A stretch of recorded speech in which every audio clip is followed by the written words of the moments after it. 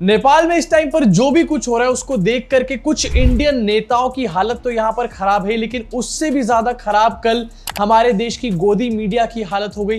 कल बेचारों को शायद नींद भी नहीं यहां पर आई होगी। आपको दिखाना चाहता हूं, नेपाल से एक वीडियो निकल के सामने आया जहां पर नेपाल के एक बहुत बड़े मीडिया ग्रुप की बिल्डिंग को ऐसे आग लगा दी गई। एंड इसको देखने के बाद यहाँ वाले भी सोच रहे होंगे बैठकर कहीं हमारे भी अच्छे दिन लोडिंग ना हो जाए। इसके बाद अभी जिस मीडिया हाउस को यहाँ पर आग लगाई गई है इसका नाम है कांतिपुर मीडिया ग्रुप। इनके under Kantipur television, Kantipur radio, Kathmandu post, काफी सारी चीजें इनके अंडर आती है और उसका हेडक्वार्टर इनका काठमांडू के अंदर है, जिसको यहाँ पर आग लगा दी गई। अब प्रोटेस्टर्स का यहाँ पर ये कहना है कि ये जो कांतिपुर मीडिया ग्रुप है ये सरकार की हाँ में हाँ मिलाने का काम करता था, जनता के मुद्दे नहीं उठाता था, प्रधानमंत्री की हर टाइम तारीफें करता रहता था, सरकार की हर टाइम तारीफें करता रहता था। ये सब बातें कुछ सुनी सुनी सी नहीं लग रही? जरा आप ही बताओ कमेंट सेक्शन में किसके जैसी लग रही है सारी बातें यहाँ पे। अब इस वीडियो को देखने के बाद कुछ इंडियन मीडिया वालों की हालत इतनी खस्ता हो गई कि उनका मेल्टडाउन यहाँ पर शुरू हो गया कि इस तरीके से नहीं करा जाना चाहिए। अरे भैया, समझ आता है कि इस तरीके से मीडिया हाउसेस की बिल्डिंग को आग नहीं लगाना चाहिए, लेकिन ये कहां पर लिखा हुआ है कि मीडिया हाउस पूरे देश में बैठ करके आग लगा सकते हैं, न्यूज एंकर स्टूडियो में बैठ करके पूरे देश में डिवीजन क्रिएट कर सकते हैं? ये कहां पर जस्टिफाइड है, ये भी तो बता दो ना मेल्टडाउन वाले बच्चों। इसके अलावा नेपाल से एक और वीडियो सामने आया जहां पर हमारे गोदी मीडिया के कुछ चंटू बंटूज नेपाल गए थे रिपोर्टिंग करने के लिए। अबे पहले इंडिया में तो रिपोर्टिंग कर लो ठीक तरीके से। अब ये तो गए नेपाल रिपोर्टिंग करने के लिए, लेकिन नेपाल में भैया हो गई इनकी भारी फजीहत। और देखिए बिल्कुल यहाँ पे बहुत सारे, ये भी कुछ कहना चाह रहे हैं जी। देखिए बहुत सारे यहाँ पर यूथ हैं। अरे ये कुछ कहना नहीं चाह रहे, ये तेरे को गाली देना चाह रहे हैं, मत ले उससे पंगा फालतू में। कुछ लोगों के अंदर गुस्सा भी है, लेकिन हमारे साथ यहाँ की जो लोकल जर्नलिस्ट है वो लगातार यहाँ पे हमें बताएंगी। हमारे साथ यहाँ की लोकल जर्नलिस्ट है वो हमारे को यहाँ पर बताएंगी। लगता है ब्रो अपने आप को यहाँ पर तसल्ली देने की कोशिश कर रहा है कि मैं नहीं पिटूंगा, मेरे साथ लोकल जर्नलिस्ट भी है यहाँ पे। इन्होंने अपनी बात रखी यहाँ पर नेपाली लैंग्वेज में, और ये लगातार यहाँ पर अपनी बात रखने के लिए लोग जो हैं वो यहाँ पर इकट्ठे हो रखे हैं।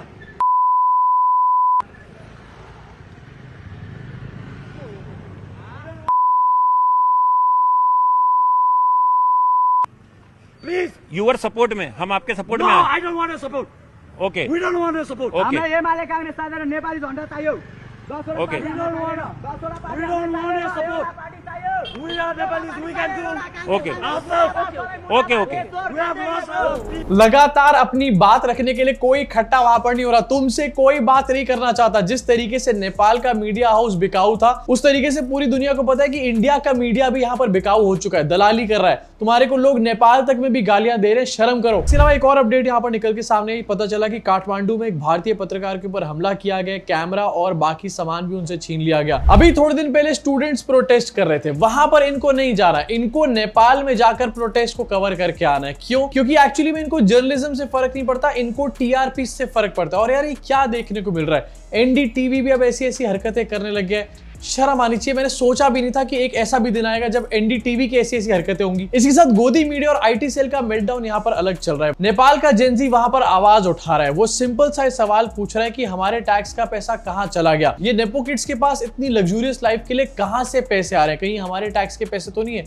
सिंपल सी बात पूछी जा रही है, लेकिन यहाँ पर मेल्टडाउन इसलिए शुरू हो चुका है क्योंकि इनको भैया यहाँ पर बैठे हुए डर लग रहा है। ब्रो ने शो चलाया एंड इसमें लिखा हुआ है, भारत के चारों तरफ कौन भड़का रहा है आग, गूंज विद रूबिका लियाकत। अब ये और इनके बहुत सारे दोस्त ये कह रहे हैं कि चाइना इस टाइम पर नेपाल में इस तरीके की हरकतें कर रहा है, उसको स्पॉन्सर कर रहा है, एंड इंडिया के हर तरफ से चाइना इस टाइम पर ऐसी हरकतें कर रहा है। तो मोदी जी चाइना के प्रेसिडेंट से हाथ क्यों मिलाकर आ रहे हैं भाई?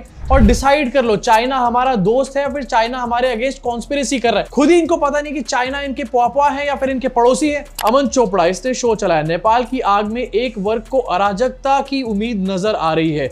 ये लोग सुबह से भारत को नेपाल वाले हाल में बद्दुआ दे रहे हैं। भारत को नेपाल वाले हाल में बद्दुआ दे रहे हैं। कौन सी बद्दुआ दे रहे हैं भाई? अगर नेपाल में कोई प्रोटेस्ट हो रहा है करप्शन के अगेंस्ट और कोई ये कह रहा है इंडिया में बैठ करके कि यार नेपाल में तो हो गया, लेकिन इंडिया में कब होगा ऐसा प्रोटेस्ट करप्शन के अगेंस्ट? ये जो सड़कों पे गड्ढे होते हैं इसके अगेंस्ट कोई प्रोटेस्ट कब होगा? ये जो वोट चोरी हो रही है, इथेनॉल मिलाया जा रहा है और गाड़ियों को आपकी जंग लगाई जा रही है, उसके खिलाफ लोग कब बोलना शुरू करेंगे? ये सिंपल सी बातें पूछी जा रही है, कोई अराजकता फैलाने की बात नहीं कर रहा, लोग सिंपल सा यहाँ पर आवाज उठाने के लिए प्रोटेस्ट करने की बात कर रहे हैं। और ये प्रोटेस्ट करना कब से खराब हो गया, अब जाके समझ में आया कि आजादी की लड़ाई में ये लोग आखिरकार शामिल क्यों नहीं थे, क्योंकि इनको तो ये लग रहा था कि भैया ये प्रोटेस्ट जो है ये बहुत गलत चीज है। अमीश भाई कैसे पीछे रह सकते हैं, नेपाल बवाल पर विपक्ष के बयान कैसे कैसे, आर पार विद अमीश देवगन। नेपाल के बवाल पर विपक्ष के बयान कैसे कैसे, ऐसे बयान होने चाहिए क्या? अब मैं थोड़ा सा आपको नेपाल का हाल यहां पर दिखाना चाहता हूं। अगर जेनजी या फिर अगर देश के युवा या फिर अगर देश की जनता नॉर्मली जाग जाए तो क्या क्या हो जाता है, आपको दिखाना चाहता हूं। वहां के प्राइम मिनिस्टर इस टाइम पर रिजाइन कर चुके, स्टेप डाउन कर चुके। अरे ये कैसा प्रधानमंत्री है भाई, स्टेप डाउन कर दिया एक प्रोटेस्ट के चक्कर में। 2 दिन के प्रोटेस्ट में यहां के प्रधानमंत्री ने स्टेप डाउन कर दिया। हमारे देश में किसान आंदोलन आपको याद है 2-3 महीने चला था, उसके बाद भी किसी ने स्टेप डाउन नहीं करा था। प्रधानमंत्री तो छोड़ो, प्रधानमंत्री की चपड़ासी भी टस से मस नहीं हो रहे थे यहाँ पे। अब कुछ लोग यहाँ पर ये कह रहे हैं कि इंडिया की हालत नेपाल जैसी करने की कोशिश करी जा रही है। नहीं हो सकती इंडिया की हालत नेपाल जैसी। देखो नेपाल के प्रधानमंत्री ने स्टेप डाउन कर दिया अकाउंटेबिलिटी के चक्कर में। हमारे यहाँ की सरकार वो नेक्स्ट लेवल पे जा चुकी है। इनके पास बकायदा एक डिस्ट्रैक्शन का सिस्टम बना हुआ है। कोई भी जेन्युइन न्यूज सामने निकल कर आती है, जनता के अंदर थोड़ा सा भी बॉयल नजर आता है, एग्रेशन नजर आता है, तभी एकदम से यहाँ पर डाइवर्जन क्रिएट कर देते हैं। एकदम से मेरी तो माता जी का देहांत हो गया, मेरी माता जी को गाली दे दी, या फिर हिंदू मुस्लिम की डिबेट शुरू हो जाती है। एंड अगर और कुछ भी नहीं इन लोगों को मिलता तो यहाँ पर नेहरू को बीच में लेकर के आ जाते हैं। लगता है नेपाल के पास नेहरू नहीं था, इसलिए वहां के प्रधानमंत्री को स्टेप डाउन करना पड़ गया। अबे हमारे यहाँ ऐसा कभी भी नहीं होने वाला, हमारे पास नेहरू है, नेहरू। इसके अलावा आपको दिखाना चाहता हूँ वहां के संसद की तस्वीरें। एंड संसद में प्रोटेस्टर्स ने आग लगाने का काम किया, इसको भी लेकर कुछ लोग मेल्ट डाउन कर रहे हैं। एंड ये लोग कौन है जो अनडेमोक्रेटिक और रोना धोना यहाँ पर मेल्ट डाउन कर रहे हैं? वही लोग हैं जिनके अपने फ्रेंड्स जो है फार्मर्स के ऊपर थार गाड़ी चढ़ा चुके हैं। उस टाइम पे इनको डेमोक्रेसी की टेंशन नहीं हो रही थी, इनका मेल्ट डाउन नहीं हो रहा था, अनडेमोक्रेटिक है ये नहीं लग रहा था। आज इनको नेपाल की बहुत चिंता हो रही है भैया। नेपाल के प्रोटेस्टर्स गलत कर रहे हैं वहां की संसद के ऊपर आग लगा के, लेकिन वहां की सरकार करप्शन करके गलत नहीं कर रही थी।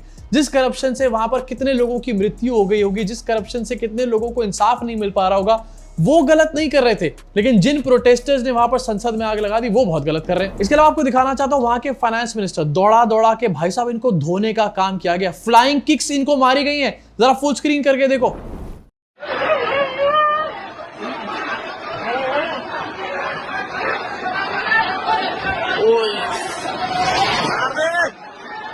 अब देखो, हो सकता है कुछ लोग कह रहे हो कि इंडिया के फाइनेंस मिनिस्टर के साथ भी ऐसा हो सकता है, लेकिन मैं ऐसा बिल्कुल भी नहीं कह रहा, क्योंकि हमारे पास नेहरू जी है ना, नेहरू जी। एंड मैं कतई भी नहीं चाहता कि इंडिया की फाइनेंस मिनिस्टर जो कि एक्चुअली एक महिला है या फिर अगर कोई पुरुष भी है उनके साथ ऐसा कुछ भी हो। इससे तो भैया सिंपल सा हमारे को जॉब्स दे दो, इकोनॉमी को ठीक कर दो, हमारे को बस इतना सा ही चाहिए। कोई यहाँ पर ऐसी हरकतें नहीं करना चाहता। ट्रस्ट मी, चाहे किसी भी पार्टी का वो बंदा है, उसको लेकर के ये मीडिया वाले नैरेटिव सेट कर रहे हैं कि विपक्ष देखो ऐसी हरकतें करना चाहता है निर्मला सीतारमण के साथ या फिर मोदी जी के साथ, लेकिन ऐसा कोई भी नहीं करना चाहता। हमारे देश में पहले भी प्रोटेस्ट हुए, इनफैक्ट ये तो 2 दिन का प्रोटेस्ट है। यहाँ पर किसान आंदोलन महीनों चला था। क्या किसी भी नेता, किसी भी मंत्री को इस तरीके से पकड़ के पीटने का काम किया गया, दौड़ाने का काम किया गया? नहीं किया गया। तो अब क्यों किया जाएगा? अब इसके बारे में क्यों सोचा जाएगा?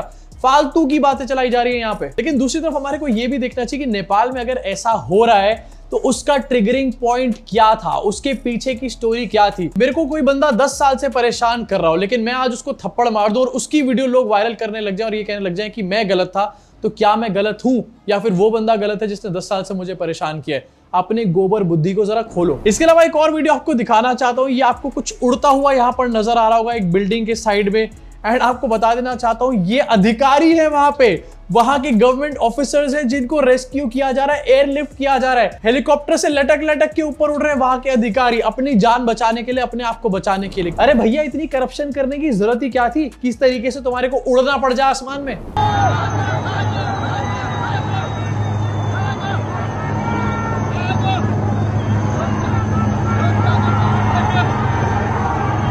देखो, वैसे तो मैं बिल्कुल भी नहीं चाहता, लेकिन एक बार इमेजिन करो कि अगर ऐसा हुआ हमारे देश में तो कौन से अधिकारी को एयरलिफ्ट करा जाएगा? कितने लोगों को ऐसा लगता है कि ऐसे हालातों में ज्ञानी ज्ञानेश को एयरलिफ्ट किया जाएगा? ऐसे एयरलिफ्ट करना चाहिए क्या? इसी के साथ आपको कुछ बहुत इंटरेस्टिंग दिखाना चाहता हूँ। ये चाइनीज प्रोपेगेंडा की जो बातें कर रहे हैं आपकी स्क्रीन के ऊपर, ये नेपाल के प्रोटेस्ट में एक शामिल हुए शख्स हैं। ये एक्चुअली में आर्मी के रिटायर्ड कर्नल हैं वहां के।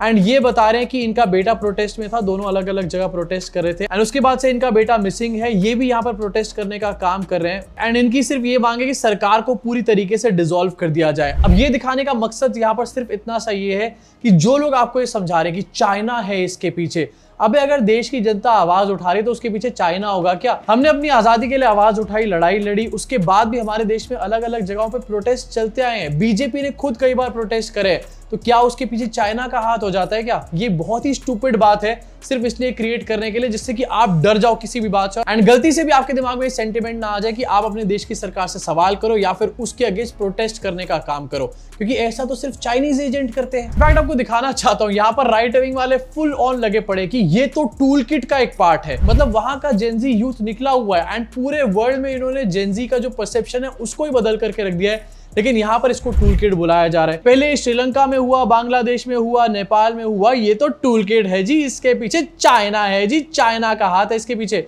इनफैक्ट इसी के साथ कुछ और लोग ऐसे भी है जो लिख रहे हैं कि नेपाल में तख्ता पलट हुआ लेकिन हिंदुस्तान के अंदर ऐसी सोच मत रखना जिहादियों। कोई बात नहीं कर रहा है यहाँ पर इसके बारे में, यही लोग फालतू में यहाँ पर डर क्रिएट करने की कोशिश कर रहे हैं कि देखो ये जो जिहादी हैं ये और कंट्रीज में ऐसा कर रहे हैं और मोदी जी के साथ भी ऐसा करने की उम्मीदें रख रहे हैं। लेकिन जैसे मैंने बताया कोई ऐसी हरकतें नहीं करना चाहता, हमारे को भैया 2 करोड़ जॉब्स दे दो पर ईयर, हम मोदी जी से काम चला लेंगे। नेपाल की संसद भवन में प्रदर्शनकारियों ने लगाई आग, विजेंद्र चौहान है ये लिख रहे हैं कि all is not lost, youth can't be silenced for long, Bangladesh Nepal next. अब इसको ले लेकर आईटी सेल वाले कह रहे हैं कि देखो ये अर्बन नक्सल हैं, ये तो देश के लिए बहुत बड़ा खतरा है, ये तो बहुत बड़े जिहादी हैं। लेकिन इन्हीं की आईटी सेल में से एक और ट्वीट आपको दिखाना चाहता हूं, संजय दीक्षित, और ये जयपुर डायलॉग्स का ही ओनर है, ये लिख रहा है पशुपति टेंपल के ऊपर हमला हो गया है। अब तो मैं क्लियर हूं इस चीज से कि इस सब के पीछे क्रिश्चियन हैंड है कोई ना कोई। अबे डिसाइड कर लो, चाइना है इसके पीछे, क्रिश्चियन हैंड है इसके पीछे, या फिर अर्बन नक्सल है इसके पीछे, डिसाइड कर लो, उसके बाद सोशल मीडिया पे नैरेटिव चला देना। एक्चुअली खुद यहाँ पर कंफ्यूज इसलिए हो रहे हैं ये लोग क्योंकि ये सब कुछ यहाँ पर लिखना चाहते हैं, मतलब सारी चीजें लिख दो, सारे बहाने मार दो, किसी भी तरीके से कोई बंदा प्रोटेस्ट ना करने पाए, सोचे ना प्रोटेस्ट करने के बारे में। इसके साथ एक वीडियो और सामने है जहां पर पता चला कि नेपाल के प्रोटेस्टर्स ने वहां के एक्स पीएम के घर को आग लगा दी एंड उसके बाद ये भी न्यूज सामने है कि उनकी वाइफ को जिंदा जला दिया गया। अब इसमें प्रोटेस्टर्स का एंगल यहां पर ये निकल कर आ रहा है कि उनकी वाइफ को यहां पर जिंदा नहीं जलाया गया, उनके घर को आग लगाई गई थी एंड उनकी वाइफ उनके घर में थी, इस वजह से उनकी वाइफ यहां पर जल गई। लेकिन दूसरी चीज आपको दिखाना चाहता हूं, बहुत इंटरेस्टिंग भी है, ये जो कांतिपुर मीडिया ग्रुप के ऑफिस को आग लगाई गई, यहां पर एक नहीं बल्कि कईयों न्यूज एंकर और यहां पर जर्नलिस्ट बैठे हुए थे जो कि सरकार की चमचागिरी करते रहते थे। लेकिन इस ऑफिस को आग लगाने से पहले ये जो प्रोटेस्टर्स हैं इन्होंने पूरे स्टाफ को यहां से खाली करवाने का काम किया, पूरे ऑफिस को वेकेट करा, उसके बाद ही यहां पर आग लगाई गई। अब ये जो कांतिपुर है, अगर इसमें स्टाफ को बचाने का काम किया गया है तो क्या इंटेंशनली दूसरी चीज यहां पर करी गई होगी, किसी एक्सपीएम की बीवी को यहां पर आग लगाई गई होगी? मैं नहीं जानता कि इसकी एक्चुअल सच्चाई क्या है, लेकिन जब भी इस लेवल के मैसिव प्रोटेस्ट चल रहे होते हैं ना तो ऐसी घटनाएं सामने आती हैं एंड इन घटनाओं को बचाने के लिए पता है क्या करना चाहिए? नेताओं को, सरकार को करप्शन करना ही नहीं चाहिए इन द फर्स्ट प्लेस, क्योंकि अगर नेता सरकार करप्शन करते हैं और जनता इस तरीके से अल्टीमेटली एग्रेसिवली बाहर आती है तो उसको काबू करना बहुत मुश्किल होता है। कई बार पीसफुल प्रोटेस्ट में अराजक तत्व भी यहां पर घुस जाते हैं, कई बार अपोजिशन पार्टी के लोग घुस जाते हैं एंड कई तरीके की घटनाएं उसके बाद देखने को मिलती है। उससे बेटर है करप्शन ब्रो करो ही मत यहां पर, या फिर अगर कर भी रहे हो कुछ यहां पर गड़बड़ी तो नेहरू जी को लेकर आओ यार। इसी साथ बहुत सारे लोग ये कह रहे हैं कि भैया इंडिया में भी ऐसा कुछ हो जाए, लेकिन मेरे हिसाब से इंडिया में ऐसा होना थोड़ा सा मुश्किल है। इसका सबसे पहला रीजन ये कि इंडिया में जब भी प्रोटेस्ट हुए हैं तो बहुत ही ऑर्गेनाइज्ड वे में प्रोटेस्ट हुए हैं। आपको याद होगा फार्मर्स प्रोटेस्ट सबसे बड़ा इसकी मिसाल है, लोगों को खाना खिलाया जा रहा था फार्मर्स प्रोटेस्ट के अंदर, लोगों की सेवा करी जा रही थी, जो आसपास के गांव थे वहां तक को खाना खिलाया जा रहा था। इस तरीके की हरकतें तो बहुत दूर की बात है। दूसरी चीज कि हमारा देश इतनी पुरानी डेमोक्रेसी इस टाइम पर बन चुका है कि हमारे को एक्चुअली में इस टाइम पर प्रोटेस्ट करना आ चुका है। हम लोग सीख चुके हैं कि पीसफुल प्रोटेस्ट क्या होते हैं, अपने हकों की मांग पीसफुल तरीके से किस तरीके से रखी जाती है। अब वैसे तो ऐसी सिचुएशंस इंडिया में कभी भी नहीं होने वाली, लेकिन हाँ प्रोटेस्ट डेफिनेटली हो सकते हैं अगर सरकार ने इस तरीके की हरकतें करी। वैसे आपको दिखाना चाहता हूं, आज की ही अपडेट है, सरकार भी अपनी हरकतों से बाज यहां पर नहीं आ रही है। इंडिया ने अपनी सेंसरशिप पावर को एक्सपैंड कर दिया और जो लोअर लेवल के अधिकारी होते हैं उनको भी ये ताकतें दे दी है कि आपके और मेरे पोस्ट को वो टेक डाउन करा पाया करें। करप्शन हुआ नेपाल में, लेकिन ट्रिगर हुआ सोशल मीडिया बैन से। उसके बाद भी कुछ लोगों को समझ नहीं आके दे रही है, तो भैया इसके बाद हम क्या ही बोल सकते हैं। लेकिन मैं आपसे अपील करना चाहता हूं कि देश में किसी भी लेवल की हिंसा भड़काने की कहीं पर भी कोशिश नहीं है। प्रोटेस्ट करो, खुल के प्रोटेस्ट करो। वोट चोरी, सड़कों पे गड्ढे और पेट्रोल E20 स्कैम, इसके बारे में प्रोटेस्ट करो, लेकिन पीसफुल वे में करो। सरकार की नाक में दम कर दो अपनी बात बोल बोल कर, लेकिन कहीं पर अशांति फैलाने की कोई कोशिश मत करो। ये मैं आपसे कहना चाहता हूं और आप भी अपने आसपास के लोगों को यही समझाना। अभी के इस वीडियो में सिर्फ इतना ही। नीचे कमेंट सेक्शन में अपनी भड़ास को पूरी तरीके से निकालो। क्या प्रोटेस्ट होना चाहिए या फिर नहीं होना चाहिए? अगर होना चाहिए तो किस चीज के ऊपर सबसे बड़ा प्रोटेस्ट होना चाहिए, ये भी नीचे कमेंट सेक्शन में कमेंट करके बताना। मैं आपसे मुलाकात करूंगा इस चैनल के अगले वीडियो में।